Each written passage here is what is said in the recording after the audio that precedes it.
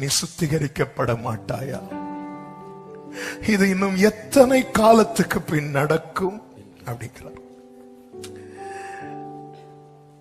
அறுப்பு காலம் சென்றது, கோடை காலம் முடிந்தது. நாமோ என்னைக்கு இது நடக்க போகுது? நீ சுத்திகரிக்கப்பட மாட்டாயா?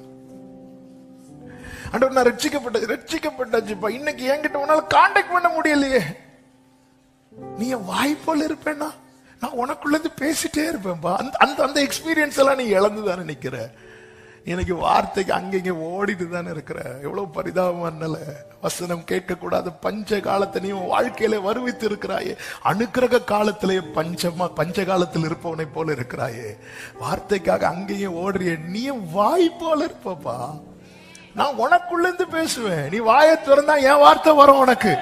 நீ தீழ்ப்பானது நின்று விலையேறப்பட்டதை பிரித்தெடுத்தா. ஹல்லேலூயா. பரிசுத்தர் கூட்டம் இயேசுவை போற்றி பாரில் பரந்தாள் அங்கே கூடிடும் பரமானந்த கீதம் அங்கேழும். கர்த்தரால் மீட்கப்பட்டவர்கள் ஆனந்த களிப்புடன் பாடி சீயோனுக்கு வருவார்கள். நித்திய மகிழ்ச்சி அவர்கள் தலையின் மேல் இருக்கும். சஞ்சலமும் தவிப்பும்.